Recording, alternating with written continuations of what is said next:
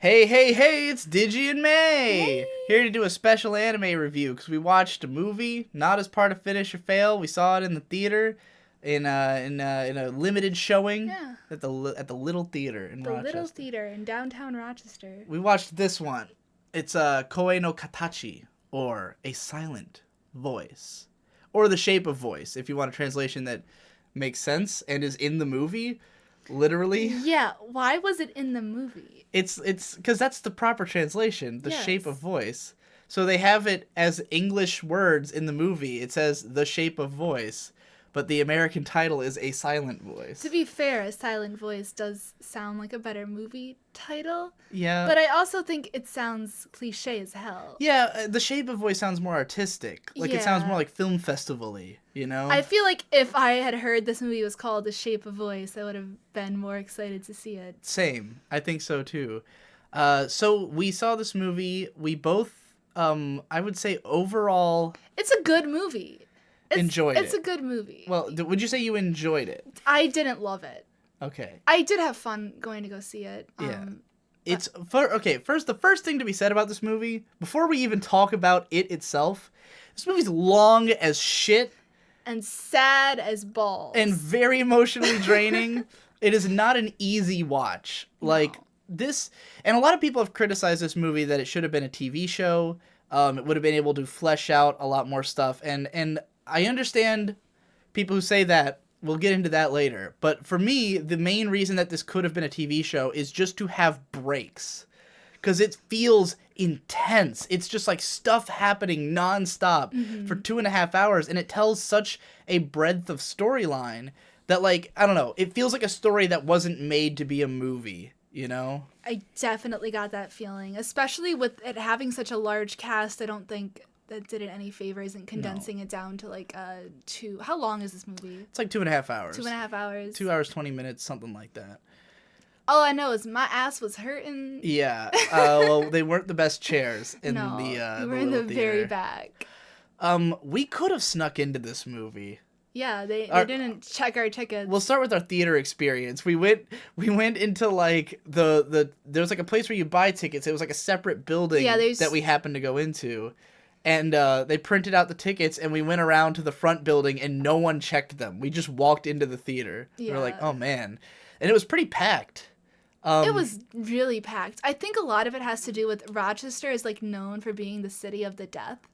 And I think there are a lot of people there who like were either professors at like RIT or something who City of the Deaf? yeah, we have like a big school for the deaf and we have a really high deaf Huh. population. It sounds like you're saying death. The Is there deaf. a deaf? Deaf. I've never deaf. really thought much about the pronunciation Yeah. of disabilities like that. Yeah. I'm sorry. I did not know this was the city of the deaf. Yeah, I was thinking about That's that when interesting. we were leaving the theater because the people we were sitting next to were like really old. Yeah. Well, there was definitely like most of the theater was Most of the definitely fever anime were, crowd. Yeah, it was like otaku like people. strictly, it looked like we walked into an anime convention. It smelled like Proactive. It smelled like Proactive, but there were like real old people there. Yeah, they too. were. It was a really interesting mix of people. Yeah. It was people you would expect to go see like an artsy fartsy film, like right. nerds. Alongside a bunch of otaku and shit. Yeah. And a lot of whom obviously knew what this movie was. Like, they weren't just seeing it because it was anime. Like, they knew this is the big like tour de force film or whatever coming out of Japan that everyone's been clamoring for, you know. Yeah. The worst part of the theater experience for me was the group of guys on our right. We were in the very back. We're like back row. And there's a group of guys who come in late, first of all, and sit on my right. And they're fucking noisy, trying to move around and shit. And then one guy keeps saying throughout the movie, like, I guess the other guys were like whispering something to him, but he's one of those like deeper voiced guys who's Yeah. kind of loud. And he keeps going, something Yamada Naoko. And I was just like, shut up. Shut up. If No I had one heard cares. him, I probably would have told him. To No shut one up. fucking cares. He did it like 3 times. God. Like twice early on and then once like way later with no provocation. Over like not even scenes that I felt were particularly Yamada Naoko-ish. Like There was one scene where I think it was like when the sister is wearing the school uniform, like when she turns up in the school uniform, Yeah. and he was all like, "Oh, something Yamada Naoko," and I was like, "Shut the fuck up, dude! At least say it during shots of legs, something she's like known for as like a meme, you know?" Yeah, I wanted to fucking fight that guy. Just because it's like, I know why he's doing it. To flex his knowledge. Oh, I know the name of a person. Little does he know, he's sitting next to Digibro. Yeah, who is a huge if he Yamada really Naoko knew fan. his shit, he would know who he was sitting next to. Yeah. He's for sure seen your videos. I mean, I wouldn't be surprised if everyone has seen my videos. Whether or not they like me or like watched more than one relevant. is a different story. It's not but, even relevant. We were not recognized, though. I was we so were pretty afraid. in and out. I was like, okay, we're gonna be real low key about this. Yeah. I do not want to be seen. Yeah. I wasn't feeling that. I didn't even warn anybody we were gonna be there. Yeah.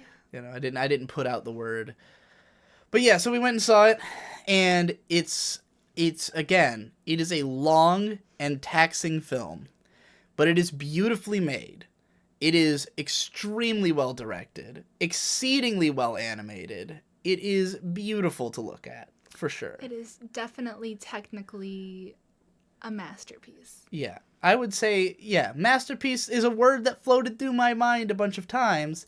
However, I think that it struggles under the fact that it is an adaptation of a manga, and one that was not really plotted in such a way that makes sense as a movie per se. Yeah. And while I do think, because there's definitely a lot of liberties taken with the source material, and I think they're like, I haven't read the manga, but I glanced at, because people, so one of the things surrounding this movie is that anybody who read the manga, because the manga was already popular. Yeah. It's a beloved manga. Everybody who loves the manga hates the movie because they say it cuts out too much stuff. It just isn't complete. You know, like it shouldn't have been a movie as compared to a manga. But I looked up the manga, and the first pages are when the girl walks in and says, "I'm deaf," to the class. Like when she holds up the papers and says, like, "If you're going to talk to me to the papers." The movie has such a better opener than that. Yeah. Like, because it opens with the main character getting ready to jump off a bridge and kill himself. He's just made all the arrangements. He's going to do this thing. And that immediately connected me with that character way more than I would have been if the movie had started off with him as a kid. Because, like, the whole time, I knew what the plot of the movie is. I don't know, how much did you know about the plot? I knew there was a girl who couldn't talk.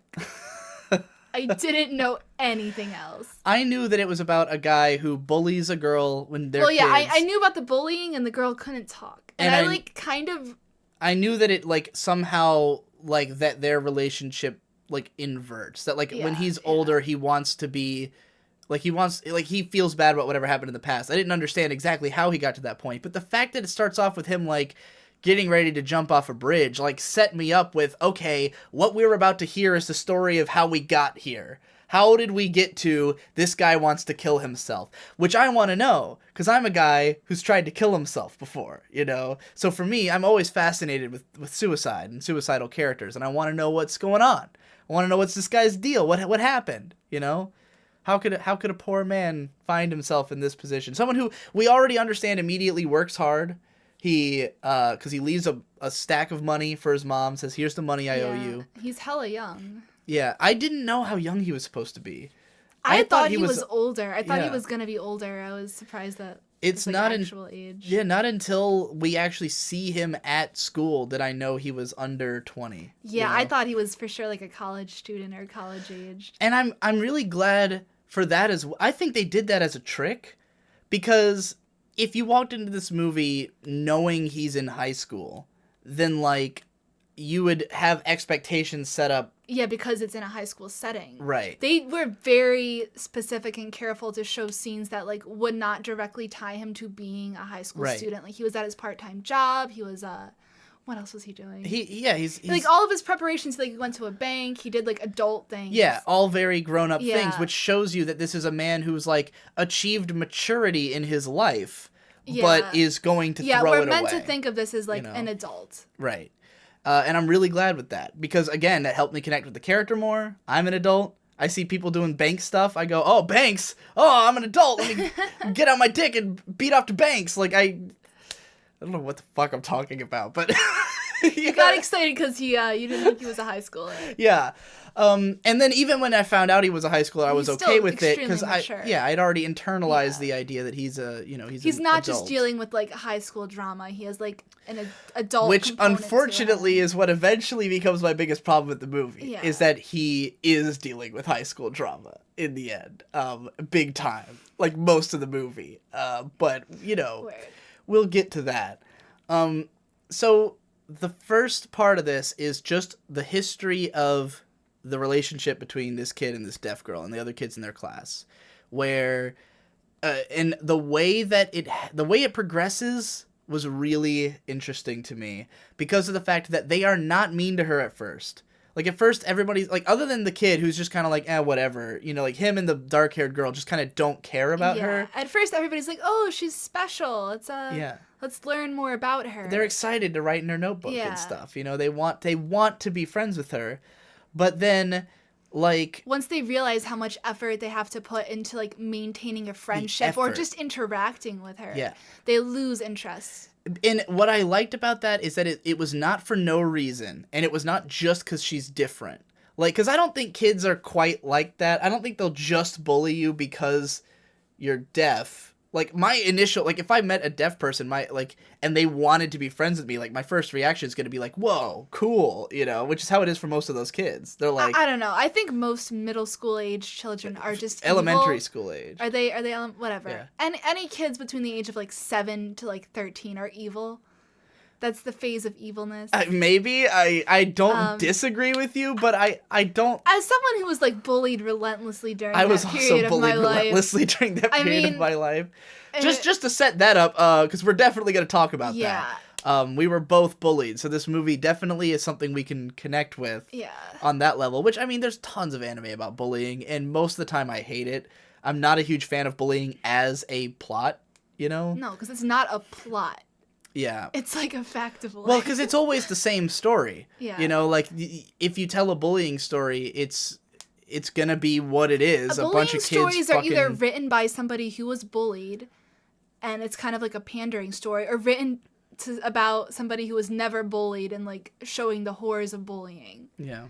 And, like by somebody who's, those like, older are the only two and options. super detached. You have to either have been bullied or not. I feel like there's bullied. nobody who's just, like, in a neutral position. It's usually people who are, like, older and, like, super against it. Like, oh, yeah.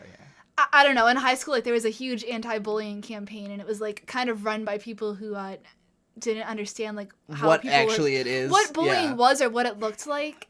And then... yeah, certainly the way that bullying is usually portrayed is, like, not what actually happens to people. It's a misunderstanding of, like... I don't even know, because, like, with anime, and including this movie, bullying is portrayed in such a cliche way that I don't know how much of it's real, because it's always the same stuff. Yeah. It's always your shoes get hidden. You also have to look at, like, especially in anime, it's a different culture, and bullying is going to look a lot differently. I mean, from what I understand, Japanese bullying is super hardcore. Yeah. Like, that's definitely the case. And, like, there's lots of Japanese live-action films about bullying. Like, bullying is a big topic in Japanese media.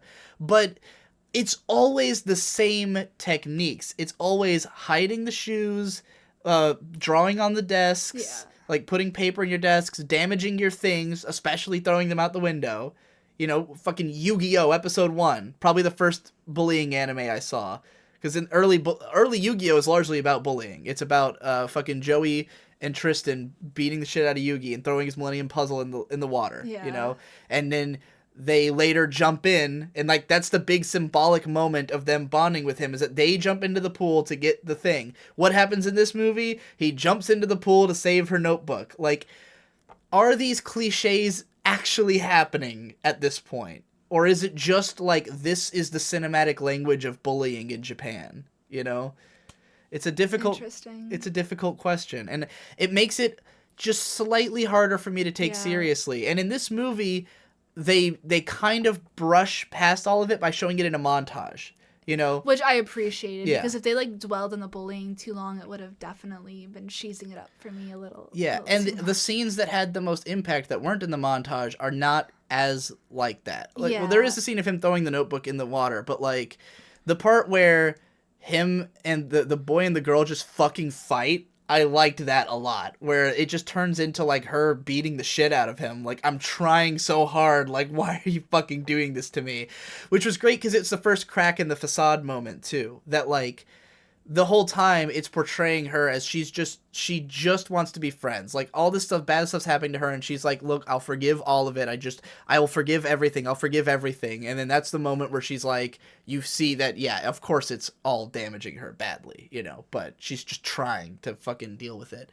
But so there's some powerful scenes in there. Oh yeah, definitely. The- Like, that was when I first cried. It was definitely like the one scene where he throws sand in her face and he's like, Oh yeah. just go away, you're weird. Because like that hit way too home for me. For me, it was right before that. Yeah. When the girls are just standing at the play place, and then she comes up and they just kind of walk away, and that's the moment where it sunk in that like no one's really done anything wrong. They just are like, being friends with you is too much of a hassle, so we don't want to, you know, which is totally real.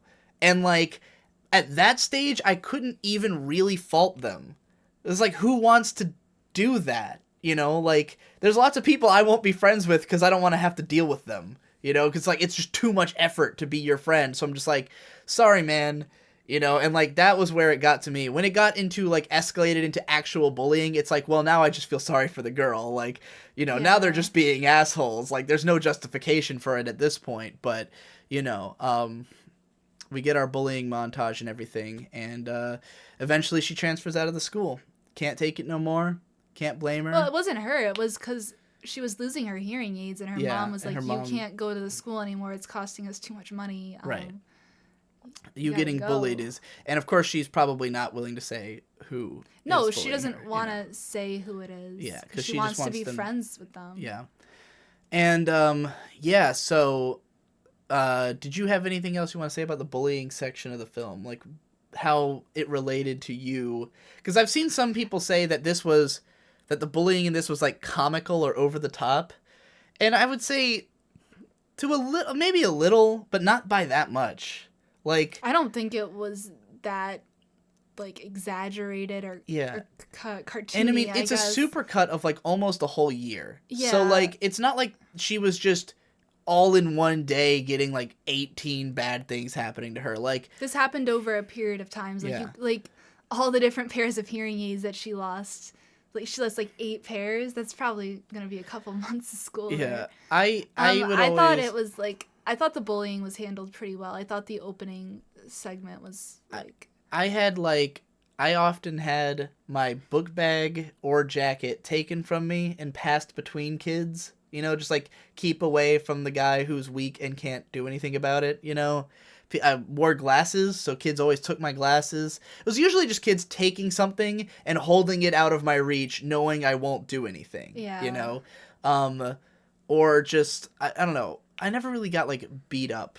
I never was like physically beat up, and like there wasn't a lot of physical things that happened to me. It was mostly like kids like leaving when I'd enter a room or spreading rumors about me. Like the kind of bullying I experienced was a lot different, and I Yeah. also was a little bit older. Did you get any of the like the really, because I was about the age of these kids when I was bullied the harshest, because I was bullied the harshest when I went to the gifted school, ironically.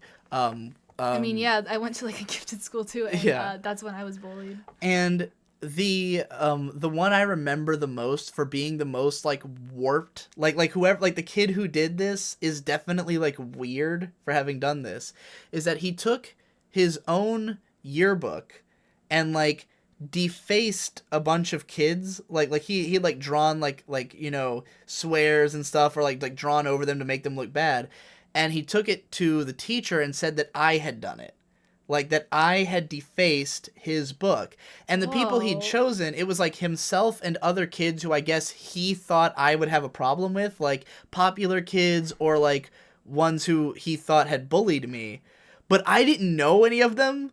Like, I Yeah. literally told the teacher, like, I don't even know who these kids are that he's defaced, because I didn't pay attention to anybody. Like, I didn't even really know who he was. I knew he had a problem with me, but, like, I didn't know why or, like, what. So for me, it was just like, what the fuck is this? And, like, nothing ever came of it. The teacher was just kind of like, okay, well, this is just, like, weird, so I'm not dealing with this, you know? Don't know whatever happened to that kid, but that's the kind of bullying that I see happening in stuff like this, like the more psychological attacks on somebody for just, I don't know, existing. Yeah, just for existing and not fitting into like what they're supposed to be. Yeah. You know how it is. I wore Pokemon shirts. Pokemon wasn't cool anymore. I tried my hardest to like blend in, but I did not. still like isolated. I made no attempt. I was ostracized as fuck. So yeah, we relate to the bullying. But this movie takes an interesting turn where the main kid, the main guy who bullies this girl, when it finally comes out, like the teacher like flat out like gets pissed at him, which I love that moment too. The teacher like is just like, fuck you, stand up and admit the truth. And this kid gets up and he blames everyone else for being complicit, which they were, but they immediately then turn on him. And now he becomes bullied. And he ends up getting it for way longer and ultimately harder than the deaf girl did. And there's this dude in my Discord who everyone's been arguing with because he hates this movie because he sees it that this kid did not deserve redemption and that bullies don't really turn around like he did. And he was like, we didn't really see him turn around. And I'm like, dude, we did see him turn around. It was being abused for 4 years. That's what turned him around. Like, this kid went from being a bully, and for what it's worth, his brand of bullying was like mostly just kind of like out of wanting things to remain a certain way, like feeling like this girl was in the way of the fun he was having. Yeah, he wanted her to go away. Then he just gets ruthlessly beaten down by everyone. You know, has no friends, no one's defending him. It follows him and haunts him through middle school to the point where he gets to where he just can't even look at people. He's just like, he just has crippling social anxiety and he blames it all on himself. You know, it's like, oh, I did a bad thing and this is what I deserve, you know? Mm-hmm. So like, to me, I was like, yeah, that's exactly what would happen. Yeah. You know, you become this way. Well, if you're bullied afterwards. Yeah. That's what I mean. Like, if you get bullied, like, because she ends up the same way. They both kind of turn out the same. They both were bullied, and they both turn into people who internalize that bullying and blame themselves. And I think there's usually, like, one of two responses to bullying. Either you blame the bullies, and you're an angry motherfucker. And those are the kids who might shoot up a school. I definitely fit into that category. Yeah. I was very... Or you blame yourself and hate yourself. You know, and I fell more into that category, I think. Like, I hated all the kids who bullied me, and I wanted them to be dead. But, like, ultimately, by the time I was in, like, high school, I had internalized the idea that I'm the weirdo. Like, I have never fit in, and it's my fault. I'm the one who's doing something different. I'm the one who's doing something weird. So it's not everyone else's fault that I'm, you know, gonna be ostracized this way. Like, it's my fault for being weird, so I should just shut up and not talk to anybody, you know? So that's why I connected with this character a lot. I was like, yeah, this is basically what my, you know, like, middle school to high school experience was. Granted, I made friends in high school quicker than he did, because he's, like, already far into high school. He's, like, at the end of high school, right? Mm-hmm. And he still hasn't made any friends. It's a little extreme. I think a lot of the reasons why he hasn't made friends, though, is because he shut himself out. It's not because people are continuing to, like, well, he also, differently from me, he's someone who, like, went and got a job and everything out of the guilt, you know, and, like, that's probably what he spent a lot of time doing, was just working and, you know, being more self-sufficient, because he's with a single mom, and I think that kind of comes out a little bit more in that kind of situation. Yeah, so that's the early part of the movie. We didn't talk about the opening musical sequence. Yes, thank you for pointing that out. Fucking weird. Yeah. So after the whole scene on the bridge, which is great, the scene of him, like, getting ready to kill himself, and before the bullying begins, there's one sequence of just him and his friends hanging out. And this is another part that's not in the manga, and I think it adds good context. It's like setting up what was life like for these it's kids. like showing you like, oh yeah, this kid's a punk, and these are his friends. This is Yeah. who this kid is. Right. And he's a punk, but he's never been in a situation where that's been bad for somebody. No. You know, he hasn't gotten to where that's escalated to feeling like bullying. He looks he's like a fun kid. Like Yeah. I'd want to hang out with him. He's a little bit of an asshole. I would have hated him as a kid. Yeah. I would have absolutely hated someone like that. I hated like loud, like aggressive kids because I was weak and feeble, and if you touched me, I bruised. And the kids like that are the ones who come up to you and go, "Hey, dork," and I go, "Ow, that really hurt." And they're like, "That didn't hurt," and I'm like, "You can't tell me that didn't hurt. I'm the one feeling the pain." You know, I hated those kids. I mean, I did too when I was a kid, and like was afraid of my own shadow, and like I was like, "It's a fire drill," and like I was like a complete dork. But so, but the thing, the noteworthy aspect of this scene is that it's set to the song "My Generation" by I don't know who, 60s rock band. Cares? It's like a 60s like early rock and roll kind of song. It felt song. really out of place. Because it's supposed to be nostalgic. It's supposed to like be like, oh, this is the kid in like his natural habitat. Like this is who our character is. Yeah. Pick a song, pick a 90s song. Pick a Justin or even song. early 2000s. Like these kids, like the way the scene was really reminded me of 20th Century Boys, which takes place like it's about similarly bounces back and forth through time, and it's about like this event that happened when these characters were kids, but they were kids in the 60s and 70s, and all the music is from that era. Mm-hmm. In this movie, it's like a punk song from the 60s, but it's kids in the like 90s or early 2000s. And it's a punk song, and the aesthetic of this movie is not punk at all. Like, you're looking at these it's like gorgeous... the opposite of punk. Yeah. It's like this it's incredibly... like watercolors. Exactly. It's like this very beautiful, like, pastel, like, overly detailed, like, if I was imagining, like, a punk song, I'd want, like, the GTO opening. Yeah, I don't know if you've seen the GTO opening, but, like, it's punk, you know? I believe it. This is not punk, and it was a really weird song choice. That was probably my biggest technical problem with the movie, like in terms of like the production, is that song felt totally out of place to me.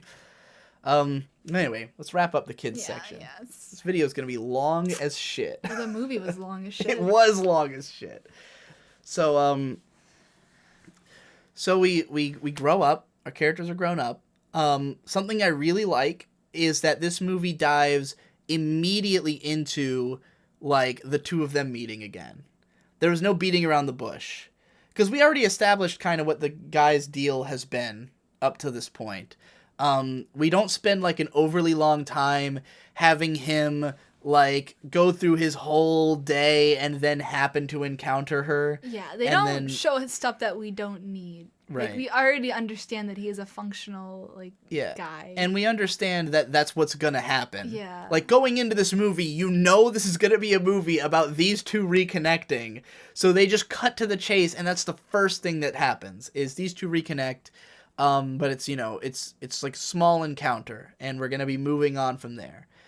And then we get, I don't remember if this is before or after that, but my favorite scene in the whole movie. I think it was before it.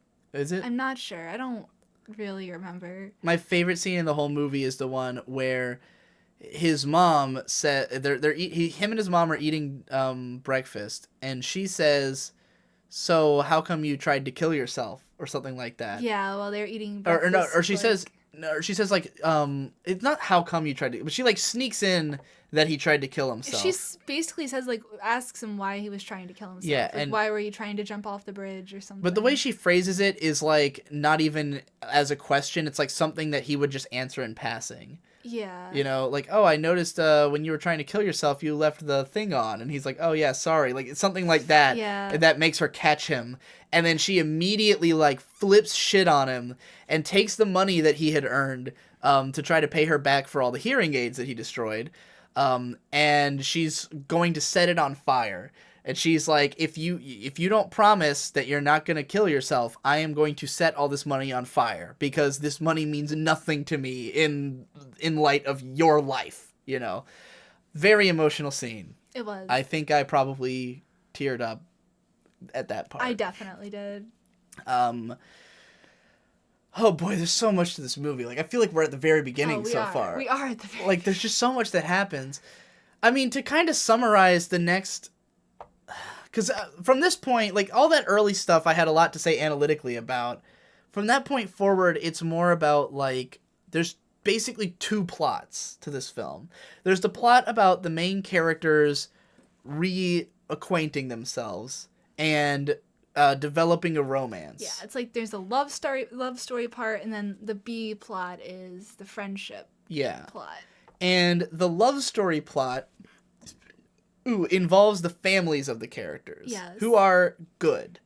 Like, the love story plot is a good movie. Yeah. The friend plot would make an okay generic teen drama anime. That's the whole issue. You put into... You can stop watching this video now if you're already bored. But, like, this is the issue. I'm going to split this clip real quick. The issue with this film is that the love story is really interesting. Because both characters are really likable. They're very self-sacrificing. I don't like the deaf girl that much. All right, I this loved is what her I wanted at the to get beginning, into. Yeah. But she would have been the character for me to grasp onto and to like relate to and have more of an intense emotional reaction to the film if I had a character I could connect to with the same level that he did. Yeah. So I was really hoping that like the female character would have been someone I could relate to on that level. But like, she's deaf, so you can't really say like, oh, she's a weak character. Yeah. But she's weak character-wise. Well, a lot of her character is all about like that she is deaf. Yeah. Yeah. And she blames herself a little bit too much, and I don't know how realistic of a character she really is. So would you say that what bothered you is that she is so quick to like forgive and forget with this guy? That definitely didn't help. Yeah. That took me out of the experience because like, she immediately... well, it's funny that you feel that way because while I don't know if that's as realistic, I admire that ability to say, oh, you're clearly a different man. So, like, let's start from there. Like meeting, because when she first meets him, she is terrified. Yeah, that's true. I would say my problem with it is how quickly it seems romantic. Like, I don't have a problem with the idea of her giving him a second chance as a human being. Like, if this movie had more of a period of them, like, connecting over the fact that they were both, like, bullied and, like the traumas that they went through, and, like, that now they are two people who can understand each other, Like, if there's a reason that they should become romantic, that would be the reason. That these two people both have kind of been through this hardship, and, like, for him to tell her, like, here's what, like, not only do I regret what happened, but, like, I understand it because it happened to me too. And, like, I want to help you to be, like, if they had grown more together, but instead it's more like, she forgives him, they start hanging out, and then, like, immediately she's infatuated with him. Like, from, like, the second or third time they meet, it's pretty clear that she's got a crush on him. Mm-hmm. And, I don't know, like, it's a bit sudden to suddenly fall in love with a guy who once was an asshole. He just falls in love with her, like, instantly, as soon as he sees her, basically. Would you say so? I think that he starts developing, like, is attracted to her as soon as he sees her. Yeah, I'd say that the romance progresses a little faster than makes sense. I mean, I didn't really have that much of a problem with it initiating. Yeah. Like, with becoming romantic interest, because they do see the world in a similar way. Like, they're both depressed people. But they don't really explore that together but they like, can see it in each other. Maybe. I just feel like this is, like, indicative of your issue that she forgives him so quickly and, like, doesn't seem to, like, hold a grudge about this bullying. It was really hard to get invested in her character because the way she kind of handled with the fallout of everything, I just something that I wouldn't find admirable, I guess, in another person. Yeah. And I kind of see her as a weak female character. Just in that she's too quick to accept things, or like what do you want her to do? I don't know if I necessarily want a romance with a deaf girl and a depressed guy. I don't know if that's something that I can really get a lot of enjoyment out of watching. Just because like the concept, they have a beautiful relationship together, and I appreciate it. But it was hard for me to get invested in their love life, I guess. Okay. And I didn't feel like there was. I was kind of just sad that there wasn't a character that I felt like I could relate to a whole lot in this film, when it was a story basically kind of experimenting with different personalities and how people like have different I don't know. By the end of the movie, not one of the characters is by the end of the movie, I kind of felt like I wouldn't want to be friends with any of these characters. I wouldn't either. I would not either. But I mean, I related to the main guy a lot, but like oh man, like the thing with the deaf girl, like with his relationship with her, because throughout most of the opening part of the movie, it feels like he literally just wants a friend. Like, I didn't really see it as that romantic at first. Like, I saw it as he just sees an opportunity to connect with someone, and it seems to be going well. And so he just like even when the sister pretends to be a boyfriend, and he completely falls for it because he's an absolute idiot. Yeah. Totally just brain dead when it comes to love, right? And he just kind of accepts that and wants to be her friend anyways. I thought that was a really interesting like way to play off the relationship. Yeah. Like you could really kind of see what his goals were in rekindling like a kind of bond. He's not trying to fuck her. Her. He just wants to be friends, you know? Yeah, but like I still get under the impression that he does kind of still want to fuck her. I mean, I'm sure he'd like to fuck her, but I don't know. This character is such a dunce that it maybe didn't even cross his mind. Yeah. And it's weird because this only comes through in little bits, and that's another one of my issues with this movie is that there is anime cliche living under the surface. And that really bothered me a lot. Yes. That took me out of the experience. And it's only weird because the movie so doesn't seem like it would be that it's so well directed and beautiful looking, and it the scenes that are good are like a film. Yeah. And then those moments just cheapen it. Yeah, there's the idiotic misunderstandings where the main character is just dumb. Like, first of all, the deaf girl's younger sister, I'm mad neither of us can remember their name. I think her name is Shoko, right? Yeah. Shoko? Shoko, probably. Shoko's little sister pretends to be her boyfriend. First of all, she is like 10 and is very obviously, like, even if you thought it was a boy, there's no way that he's her boyfriend. Yeah. You know, like, that is not a thing. So him wholesale buying into that and like honestly believing that for like a while, pretty dumb. Could look past that. Then there's a moment later in the movie where the girl tries to confess to him and she yells Suki, which he interprets as the moon. Suki, which means the moon. And so he is like, oh, the moon, yeah, it is pretty. And it's like, you know, because that in itself wouldn't be that big of a problem. Like, just, he misunderstood. But, like, that misunderstanding is going to matter in the plot. Yeah. That, like, if they had gotten, if he had understood her at that time, none of this bad stuff that's going to happen would have happened. I hated that moment so much. Yeah. That, like, it kind of, like, cracked. Like, my brain kind of just cracked at that moment. Yeah. I was like, oh, God. And everybody in the audience laughed. Like, I think that also kind of lessened my enjoyment of the film, is just when the audience would, like, react to things.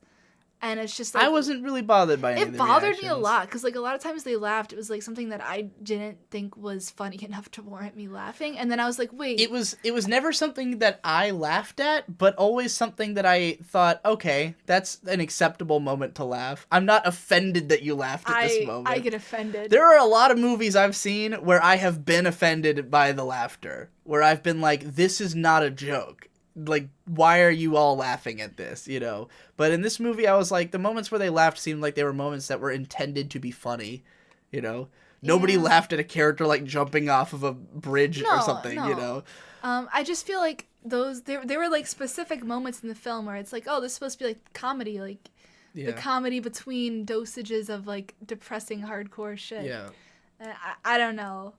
it was like a roller coaster that I didn't want to be on because it was too long. And I was It was very long. oh, Well, the just moment, go away. like, I was pretty deep into the film for probably the first 45 minutes to an hour.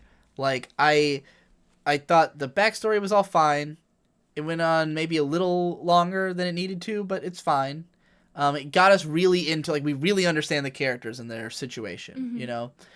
Then him meeting Deaf Girl, I'm okay with everything up to this point. Him interacting with the sister is really fun. The sister's an interesting character. I like the idea that, like, she was, like, running away from home and stowing away in, like, a play place. And then she kind of becomes friends with him and develops a respect for him and goes from trying to push him away from her sister to actively wanting him to get with her sister because she sees that that's going to work out for them. And this whole part of the movie I'm into. The moment there's a specific moment for me when things started to go into uh-oh territory, and it was the introduction of the black-haired girl. Yeah. And I know you like her. She's like the only female character I liked in the movie. I was immediately deeply concerned when she showed up because she changes what the film's about. Yeah. Instantly. Because up till this point, like, first it's just him and Deaf Girl hanging out. They're becoming friends. They're becoming a part of each other's life. And this is already a long section of the movie. Like, this feels like we are, like, this is what the movie is at this point. Because it just goes on forever. So, like, I'm already deep invested in this movie. At one point, the Deaf Girl's like, hey, my friend from elementary school, I've lost connection with her. I want to become friends with her again. So they go and become friends with that girl again, and it's just kind of, it seems like a one-off scene. Like, oh, hey, let's catch up. And that's fine. But then we introduce black-haired girl, and she immediately goes right back to bullying Deaf Girl. And then the movie changes into, now it's about trying to make all these people become friends. Yeah. And this Friends is where again. the plot got weird to me because, okay, first of all, like, when black-haired girl bullied Deaf Girl, what I expected to happen in that scene, because I didn't know what the movie was going to be like yet, what I expected to happen was they go, oh, I guess you can't win all of them, let's never talk to that bitch again. You know? Like, that would have been my reaction is, oh, you are still a child? Go away. You know, you haven't grown up enough to know that doing this is wrong and you're 18. I'm not talking to you anymore, you know? But then we get into this weird spot where suddenly the relationships of these characters that they had when they were children are, like, massively important to them. Where they're like, where she's all mad about how, like, oh, I just wanted things to go back to the way they were. And it's like, you haven't talked to this guy in, like, 6 years? Tell me how many people that you knew in elementary school you were still talking to at the end of high school. None, because I moved. Same. I had moved 18 times by then. Like, and I had, like, 10 other sets of friends by then. Yeah. You know, like, I have, those kids have me on Facebook, I don't talk to them, you know, like, I don't know them. Their lives went in a totally different direction. Like, main character guy is a whole different person from how he was back then. And this girl's like, I want to bring things back to the way they were. And it's like, how long did you even know each other as kids? Well, it's obvious that she, like, liked him a whole lot. You think? Was yeah, she, like, black-haired girl was what? Maybe. Yeah, she was super into him. I don't get why it was suddenly the most important thing in all of their lives to be friends again. I don't either. And that's where we get into subplot B. Yeah, like, and at that point, it's like subplot B is inevitable. So and that's what this movie is going to be about for the rest of it. So I would say that this movie, it's 2 hours, 20 minutes. The first 45 minutes is a film I was completely enjoying. Then it becomes 2 films. One that I continued enjoying, and one that I had a lot of questionable thoughts about. Because B-plot was Anohana. It is literally Anohana. It's a group of kids who were friends when they were children. Something tragic happened that split the group. They're all moody in their own ways. They're all damaged, broken people, and they got to become friends again. and I don't give a fuck because they're teenagers. Yeah, and the characters aren't developed well at all. Like, there's No. certain characters, like the blonde girl, who was just a really generic, like, Totally high school annoying. goody-goody character who had no personality. She Her had not boyfriend- changed in the slightest since she was a kid. No, and then she brings in her boyfriend who has, like, 3 lines of dialogue in the whole movie. Yeah, totally worthless character. They bring in, like, all these other characters, and it's like, we don't have enough time to go into their backstories, so what's the point? And I know this is why a lot of people who like the manga don't like the movie is because they're like, well, they didn't develop the characters. Like, they tried to put too much plot into this movie. And I'm like, what I would have done is cut that them. whole entire fucking thing out. Cut it out. Everyone's like, oh, this movie should have been a TV show. I'm like, no, No. because I don't want to watch that TV show. No, because their teen drama thing is, like, you Totally could make this into uninteresting. a beautiful story that's never been done before. Yeah. Just with the romance aspect, just with the families, just with them dealing with their depression, and maybe have, like, 1 or 2 side characters as friends. Right. But you didn't have to have Fat those Kid was characters. fine. Fat Kid's a fun character. He's okay. He's comic relief. I didn't think that he was that special, but Well, people you're not, liked him. So you're not whatever. a guy. You probably don't have bros. He's a good bro. I understand. I can appreciate that he's a bro. Yeah. It's just not a character that was specifically appealing to me. I love bros because I didn't think that when he was on screen he was that funny. He's not okay. The scene where he The smokes scene with the fry was great. that was hilarious. That was gold. That was where I was sold on his character. Because the thing is that I hung out, like, I was a nerdy guy.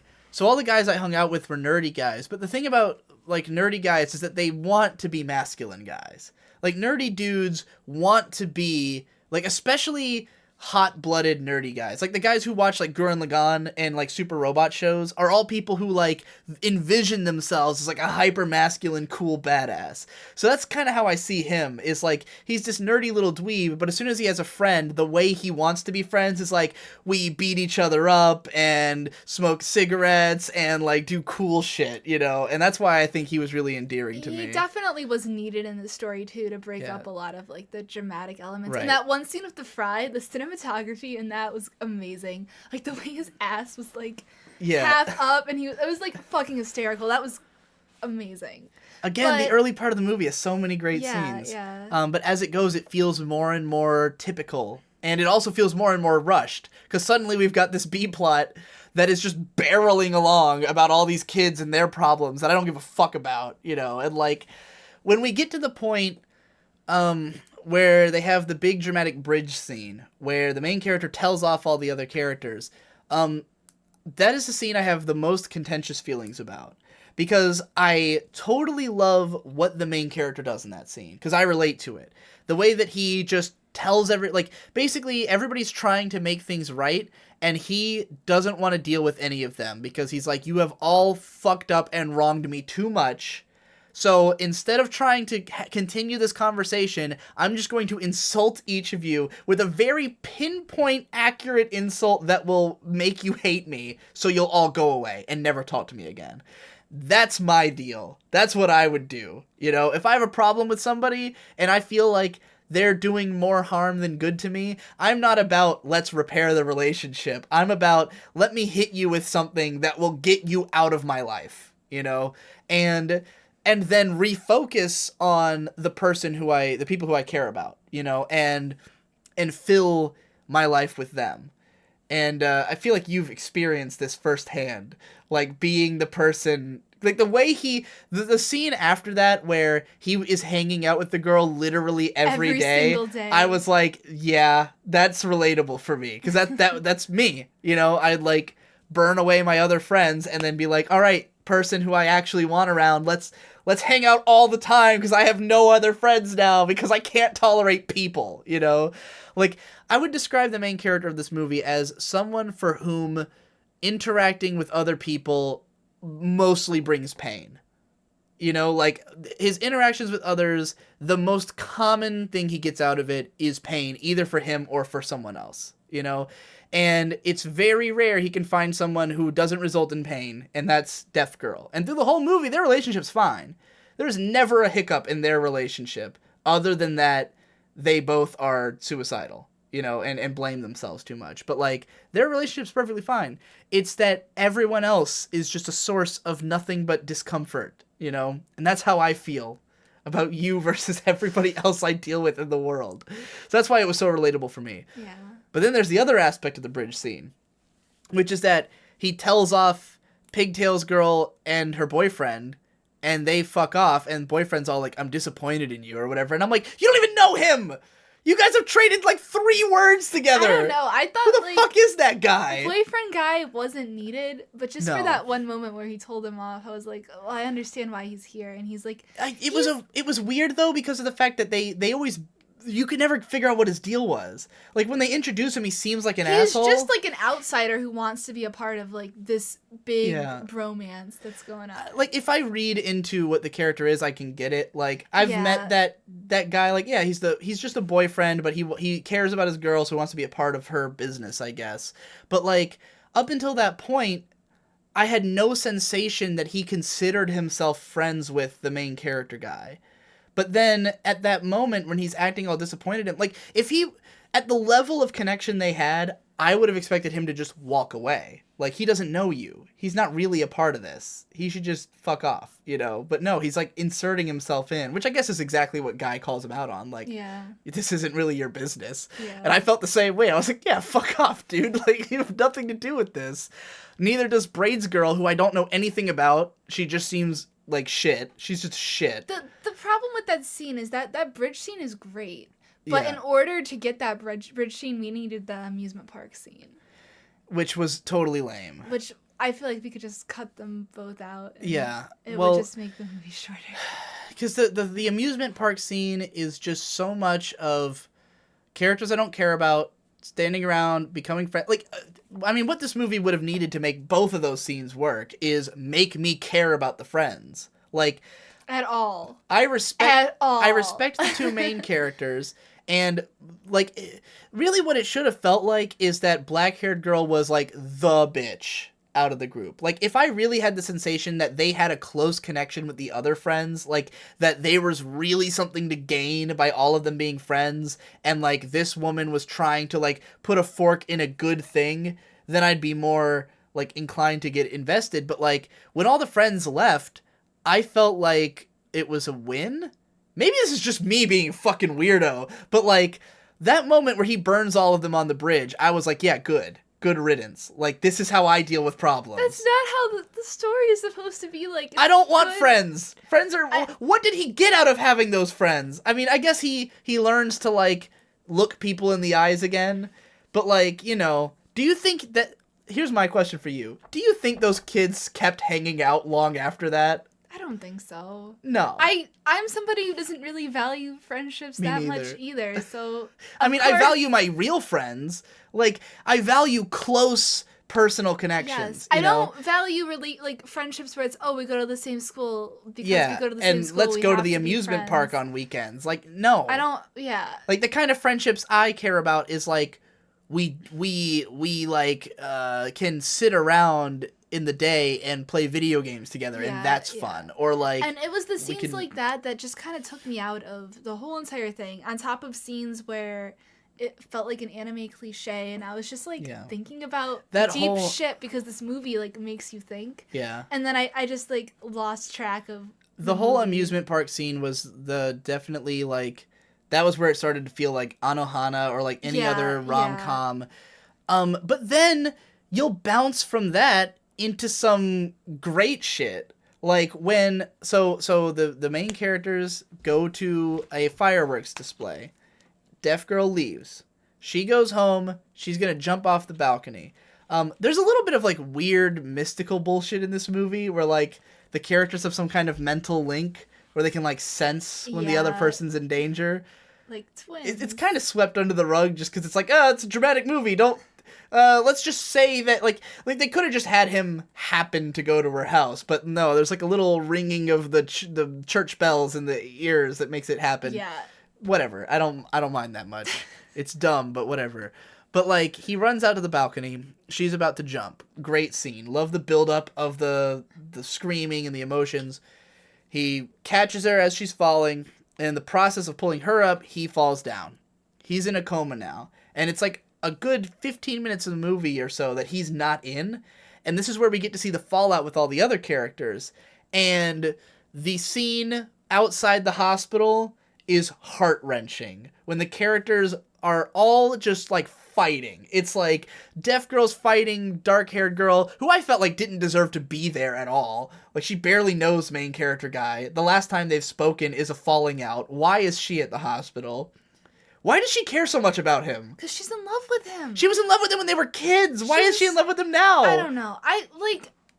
I don't hate her character. And I'm glad she was there. Find her really weird. She causes, like, drama, and she's at least a strong female. Right. Like, a strong female character versus, She's willful, we'll say. Yeah. I don't think it's fair to say that she's not strong. No, I don't think so either, but, like, there's a lot of problems I have with her character that make it, like, hard for me to give a shit about her problems. Because I feel like a lot of her problems come from her own, like, she's already accepted defeat kind of mentality. That's true. And that's a very Japanese mentality. Yeah, I think, like, a lot of my problems with her just have to do more with, like I'm from the West, the fact that so she's I appreciate not getting up like and a fighting. stronger, like, I appreciate strong female characters. Not that, like, she's not strong because she's having to deal with a whole lot, but she's not a character who appeals to me or somebody. She's not like who I like look up to or want to see myself. Black-haired girl is like putting action behind what she wants to happen. Black-haired girl is a real bitch. Yeah. She's real. She says the truth. She doesn't beat around the bush, and I appreciate that more than weakness, I guess. Yeah. I guess I saw it differently because I'm a big fan of self-sacrificing characters, like characters who are constantly putting one another's needs over their own to the detriment. Like for instance, in Shiryuki Hime, which is a show where, like, the main guy and main girl are in love with each other, and, like, Shiryuki will be like, oh, I'm going to do something for your benefit at the cost of myself. And he's like, that's not to my benefit, because what I want is for you to be happy. So, like, unless we can both be happy, we're just damaging each other by damaging ourselves, you know? And I think that's a really interesting dynamic. I wouldn't really say that's necessarily what's going on in this movie, but, like, when I see that kind of self-sacrifice, I'm a little bit more like, yeah, but, like, I do agree that it's really more the guy I was invested in than the girl. What was the deaf girl's name again? Shoko. Okay. I just, like, I was thinking about it. I'm like, the amount of depth I've thought about just Shoko and, like, her personality and stuff kind of show that she's a very rounded out character with flaws and stuff. So she's good as, like, a story character. It's just not somebody that I could relate to or who I could get that invested behind. I really, to get back to the scene we were talking about, yeah, I really love that her mom comes out and beats the shit out of black-haired girl. Yeah, it's great. That is one of the best moments the moms in the movie. In this movie are great. Speaking They're of strong awesome. female They're characters. awesome moms. Yeah. Because deaf girl's mom, we barely see her, but we immediately know what she's about. Is that, like, she's very protective, and her daughter's been through a lot, and she is not having it. No, like, she's done with the bullshit. Yeah, no, she is not gonna stand by and let her daughter get fucked with. She will fuck you twice as hard. Yeah. And I like that a lot. And then the other mom is more of the just, like, you know, she's doing her fucking best with what she's got. And she's a very nice lady, and she very loves her helpful. family, and he loves his mom. I love that.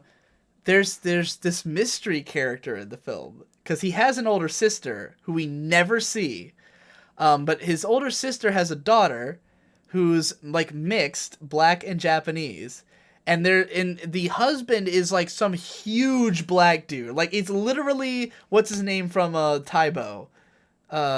Oh gosh. The fucking I can't remember his name. He's made reference to a lot in anime for some reason. Yeah. Like, Taibo comes up in anime all the time, especially in Sayonara Zetsubo Sensei. But, like, it's like Billy Blanks. Is that his name? Maybe something like that. I don't remember. But yeah, so, like, there's this little girl throughout the whole movie, just this little, like, black girl, and you're like, why is she his niece? And then you find out. which that black guy is shown early in the movie. Yeah, but you don't realize. You don't know why. Yeah, because when it happened, I was like, "What the fuck was that?" Because it's like he as a kid he opens a door and there's like a big black dude there and he's like just screams and I'm like, "What the fuck was that about?" Yeah, it's his sister's boyfriend and the sister's never shown, but there's a cute little girl. The families are just always a joy to be around. And so, like, all of the scenes and drama involving the families I was really into. I loved Shoko's little sister.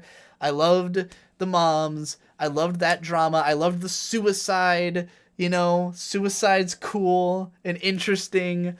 But then this other story, I just didn't care. I really didn't care. And in the end, when, like, the friends... So at the end of the movie, there's the whole scene where he's in the hospital. All this dramatic shit happens. Finally, he gets out of the hospital. Him and Shoko meet on the bridge, and they're like, confirmed. We like each other. We've been through a lot. Dramatic moment. I would have ended the movie there. Me too. I would have ended the 90-minute movie that has all the other shit cut out of it there. But unfortunately, the other plot is kind of the, like, it's kind of the A plot by this point.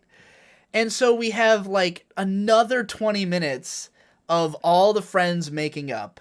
And blonde girl made 1,000 paper cranes for this guy she barely knows or has ever cared about. Her and her boyfriend made almost 1,000 paper cranes for a guy they barely have ever known or cared about. I had to stop the clip again. Other friend who never mattered is there. Friend of Shoko, who when she was younger she was a coward. Oh. And as an adult she stopped I felt being like she had some cute outfits. That's the only thing I could say about her. I liked her boots. This is her character throughout the movie. We are reintroduced to her as an adult, and she tells us, like, yeah, I used to be a coward as a kid, but hanging out with black-haired girl really helped me to come out of my shell. Did you think that she was transgender? No. Because, like, I did not get that impression at all. she was talking about how she was a coward, and how she's like, oh, I'm a coward, and how she was, like, wearing men's clothes, and, like, was she wearing men's clothes, or just, like... I don't know. I don't know, but I thought, like, there could have been... tomboy. There could have been some, like, maybe she's transgender. Maybe, but, like, this is all That's of her me character. Reading way too all much of her character throughout the movie is she shows up and explains to us, I used to be a coward, but I was changed. Then later she explains to us, turns out I still am a coward. Yeah. And then later on in the movie she explains to us, oh, I'm again gonna try to not be a coward. And I'm like, we have never even seen her be a coward. We've never seen this transition happen at all. Because, like, she's, like, a coward about, like, coming out about it. That is some real headcanon shit you're bringing up right here. Trying real hard to justify this. Sorry. She talks so much about her own arc that we never see. I didn't care about her at all. I didn't care about Twin Tails girl. I didn't care about red-haired guy. I especially didn't care about the pigtail girl because she felt way too real from, like, the actual bitches that, like, I knew in high school. Yeah. Who, like... Well, here's the thing. Here's what's weird about her to me. Like her at all. I just remembered, I brought this up when we were leaving the theater, that she never gets a arc. No.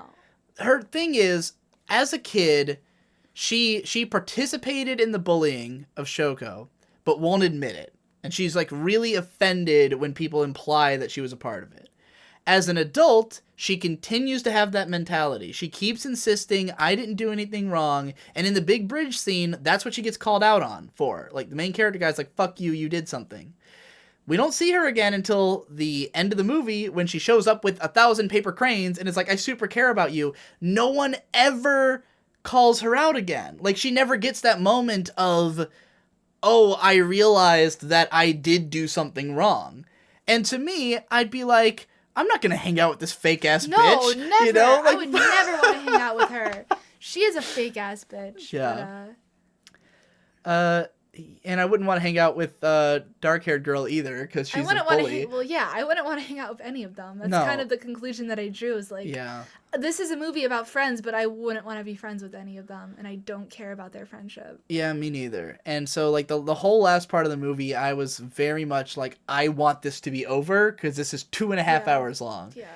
And I realize it sounds like we've been ragging on this movie a lot, because I think the more interesting stuff is the problems with definitely, it. because it's really easy to see what's good about it. Yeah, I mean, again, like, it is perilously well directed. Like, it's hard to put into words the difference between, like, a good movie and a great movie when it comes to directing.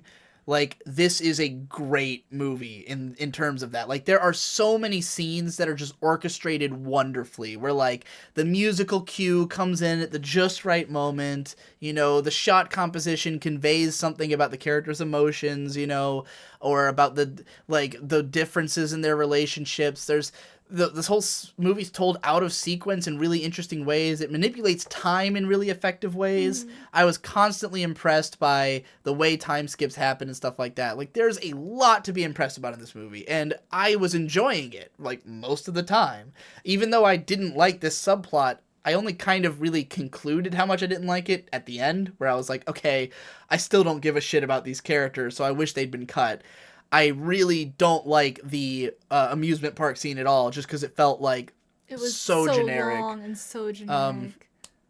You know, I don't want to be reminded of teen dramas when I'm watching what is otherwise like an Oscar-worthy film. Yeah. You know, and then I dive into like, oh, it's anime. I'm watching a TV anime. You know. So every time someone's like, oh, it should have been a TV anime, I'm like, then you would just get the worst parts of it. Yeah. Because the best parts of it are the production values, the stuff that couldn't have been done on TV, the structure of the movie. Like, you couldn't get that opening My Generation montage, wrong music, but it should, you know, you wouldn't get the whole fleshed out opening bullying part of it if it was a TV show. You wouldn't get you certainly wouldn't get all the fucking hand animation. Like, that's one of the most exceptional things about this movie is that they animated shitloads of sign language, and, like, hands are one of the hardest things to animate. So, like, putting a constant and then doing it from, oh man, people don't realize how difficult animating from perspective is. Like, it's one thing to animate, like, a person waving in 2D, but if you film it from this angle and it's a person waving, like, it's a whole other can of worms. Or, like, if the camera's moving and you're animating it and it's, like, a constantly shifting perspective, like, there are even scenes in this movie where I could tell they actually were taking shortcuts to avoid hand animating. Like, where it was, like, they'd linger on the other character for a little while. Like, we don't have to animate every single time they use sign language in the movie, but it's a really impressive amount. And people were telling me, like, could have just, like, I don't see how it's that much more impressive than, like, Kyoto Animation's TV work. And I'm like, then you don't know what animation is, because it's, like, a whole other world. This definitely needed to be a movie for it to be this great. Because, like, the story, if this wasn't animated and was badly directed, would just be a Lifetime fucking movie. Right.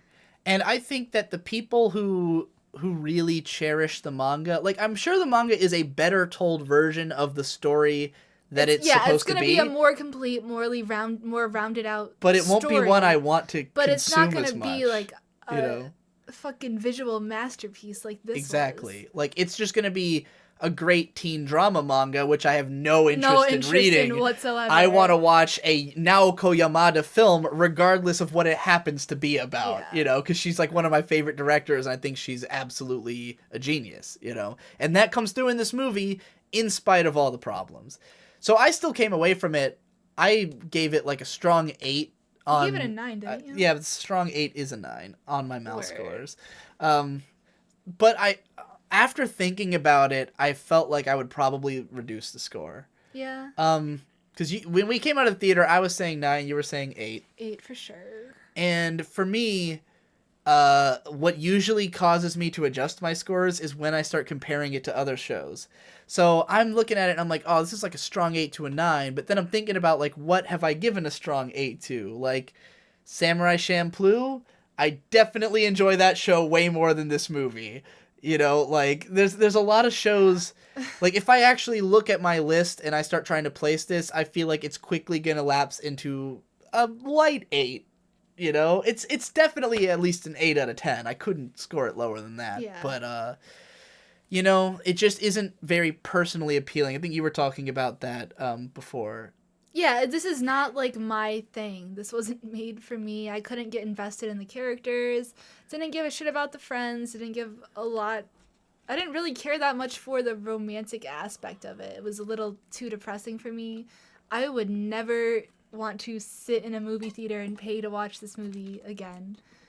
But I feel like everybody should watch it because it's a work of directing that's like, it's amazing. Yeah. This is a work of art, and you should like watch it just on the basis that it's especially a if you're someone who like masterpiece. cares a lot about anime and where it is and where it's going and who's important. This is definitely an important piece that everybody should see. It's gonna be one of the more respected films to come out of this decade for sure. Like it's gonna be up there with Your Name as a film that people are still talking about, and probably even more respected than Your Name because it had fewer glaring plot holes. But though it does have glaring plot holes, like the weird spiritual connections of the characters that lead them to each other. Everything has plot holes.